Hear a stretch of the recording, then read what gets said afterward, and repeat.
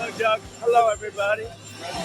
How are you? We had a big day in Pittsburgh, $92 billion, but it's going to be closer to $100 billion is going to be invested by the biggest financial people in the world. So we had everybody there from Larry Fink to everybody else you can imagine. And it was a really great day and a very productive day. I think we're over now as a country, we're over $15 trillion of investment, and there's never been anything like that. In the history of our country, there has not been anything like it or even close. So, okay, do you have any questions? You announced the Indonesia deal today. You announced the Indonesia trade deal today. How many more trade deals beyond the letters will you announce before August 1st?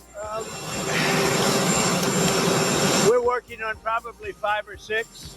Of the 5 or 6, I'm not sure I really want to do them. You know, you want somebody that knows how to negotiate. But we'll probably have 2 or 3. You know, we insist on opening up the country, which is a big deal. Indonesia was great. He's a great president. And we made a terrific deal where they opened up the entire country to trade with the United States. We weren't allowed to go in and trade. I think something similar will happen with, I would say, India. And we have a couple of others. But I have to tell you, for the most part, I'm very happy with the letters. You know, the letters are a deal.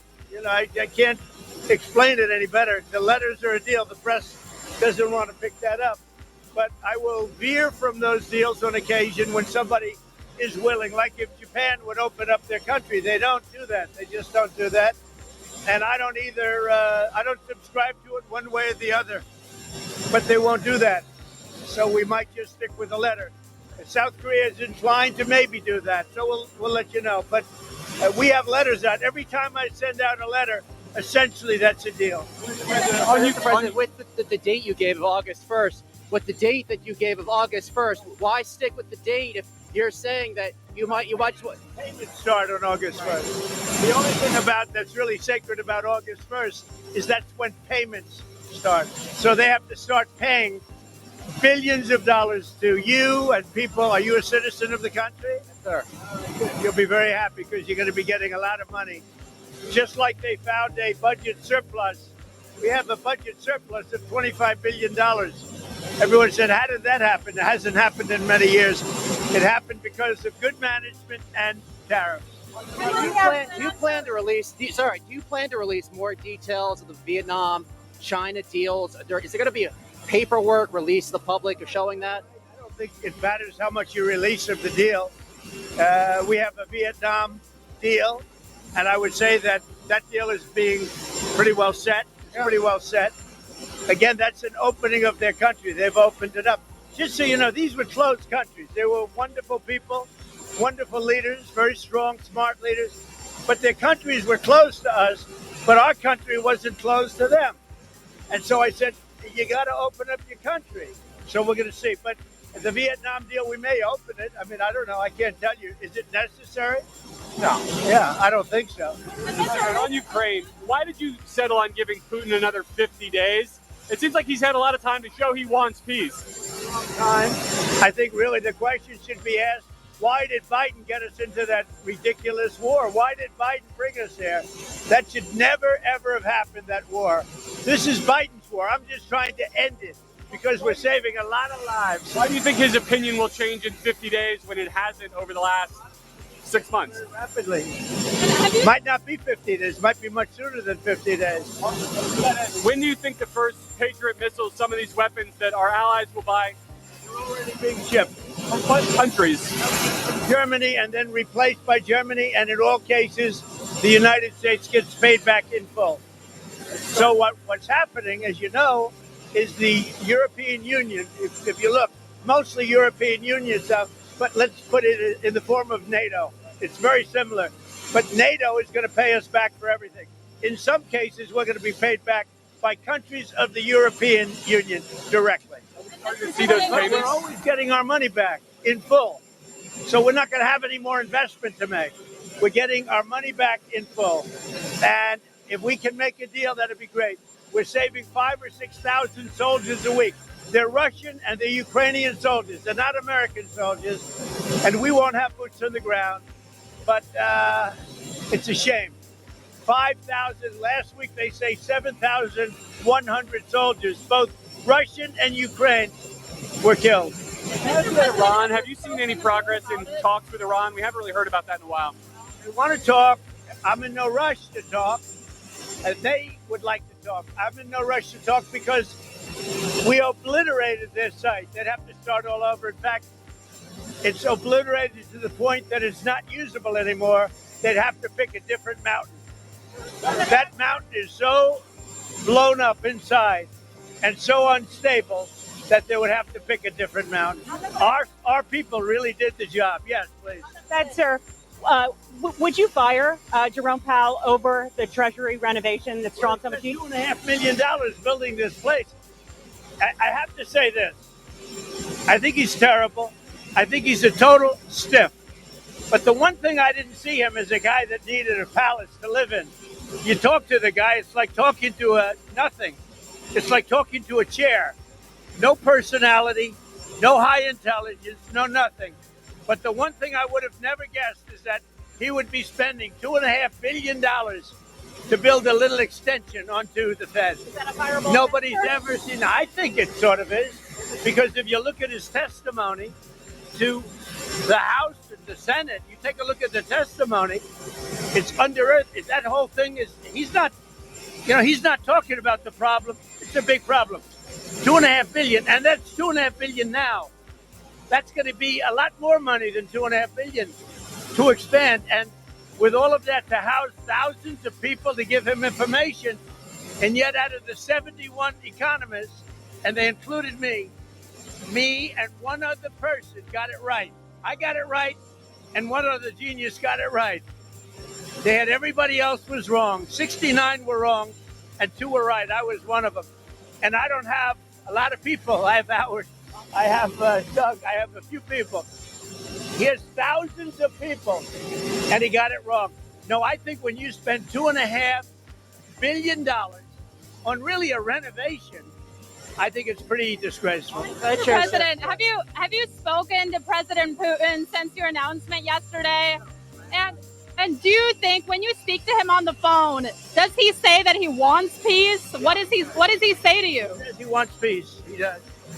So far, it's all talk and no action. But, if you think about it, India, Pakistan, we did so many. The Congo, and I mean, look at the deals we've made. We made all these peace deals. Look at Rwanda. It was an impossible deal to make with the Congo. I made that. I made all of these deals, Serbia, Kosovo, and here's the one deal. And actually, Vladimir called me up. He said, I'd love to help you with respect to making a deal with a couple of them, like Iran. I'd love to help you. I say, Vladimir, I only want to help with one deal, Russia, because you're the only deal that we're not doing too well on. He oftentimes he said, no, he wants peace. And I think he does. I hope he does. We're going to find out soon. And it could be before the 50 days. Twice yesterday, when you were talking about this, you mentioned conversations you had with the First Lady after talking with President Putin. Has she influenced your thinking on this at all? She's very smart, very neutral. She's very neutral in a sense. She's sort of like me. She'd like to see people stop dying. You know, people said, are you for one side or another? I'm for the side of people stopping dying. We have 5,000, 6,000, and 7,000 people a week at least. And that doesn't include people from the cities and towns that are having rockets lobbed in there. I mean, people are dying in the cities and towns too, but we're talking about 7,100 in the last 8 days died. And I'm for stopping that. On the Fed chair search, sir, is Scott Bessent, your Treasury Secretary, your number one option whenever Jerome Powell leaves, or is he your top option? Well, he's not, because I like the job he's doing. That's why he's not. Both, sir? I like the job. I don't know if he was on the plan. Was he on the plan? Maybe he wasn't. But I do like the job he's done. So, in that sense, probably he's not that much of an option. Scott's been great. He's been terrific. He did a good job today. He's a very soothing force. You know, it's soothing. All right. Will we see the pharmaceutical? I'm sorry. Pharmaceuticals will be tariffed probably at the end of the month. And we're going to start off with a low tariff and give the pharmaceutical companies a year or so to build. And then we're going to make it a very high tariff because we got to move them in. Look, there's two ways you do it. You make money or you have them move here so they don't have to pay the tariff. Those are the two ways. The pharmaceutical companies are moving back to America where they should be. Semiconductors, sir? Is that in the same timeline? The semiconductor tariffs? Similar. Actually less complicated, but similar. Semiconductors and chips. I know you've urged people to move on, but I'm curious, why do you think your supporters in particular have been so interested in the Epstein story and so upset about how it's been handled? Why do you think that is? Why they would be so interested is he's dead for a long time. He was never a big factor in terms of life. I don't understand what the interest or what the fascination is. I really don't. And the credible information's been given. Don't forget, we went through years of the Mueller witch hunt and all of the different things, the Steele dossier, which was all fake. All that information was fake.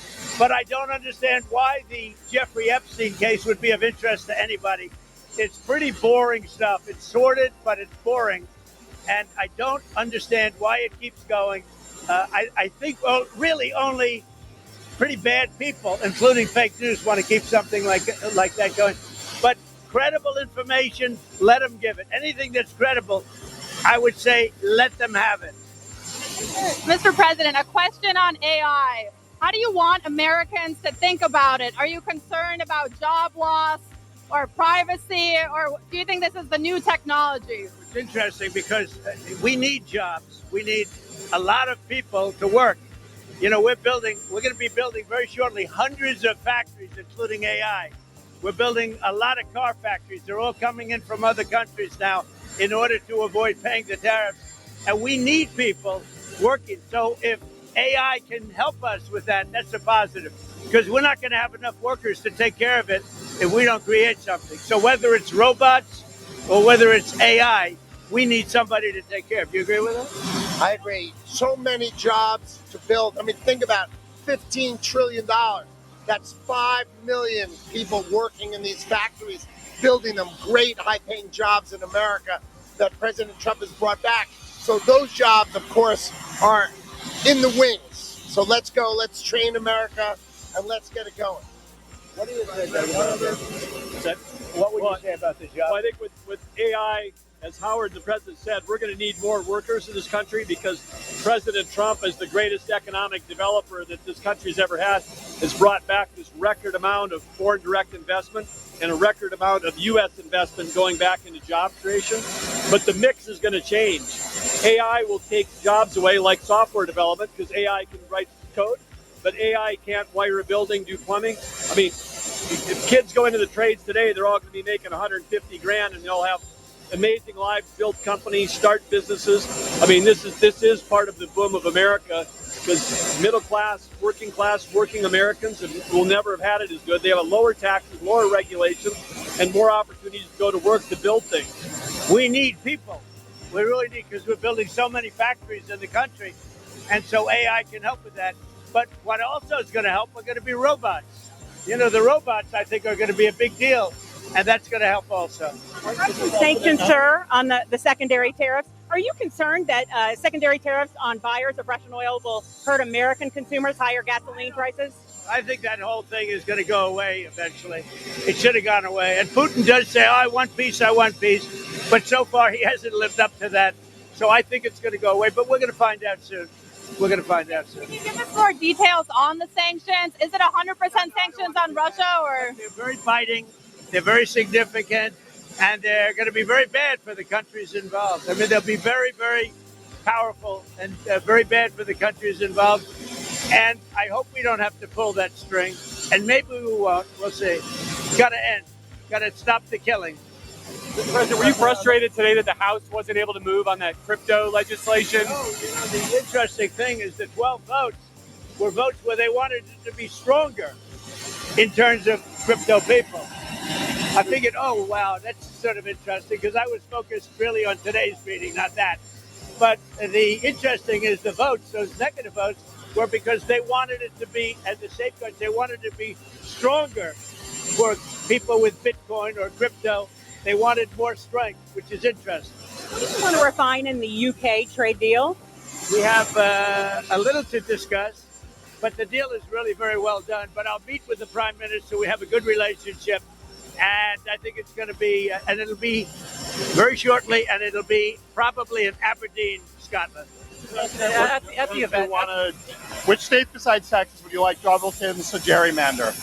Which state besides Texas would you like Republicans to redraw the congressional lines?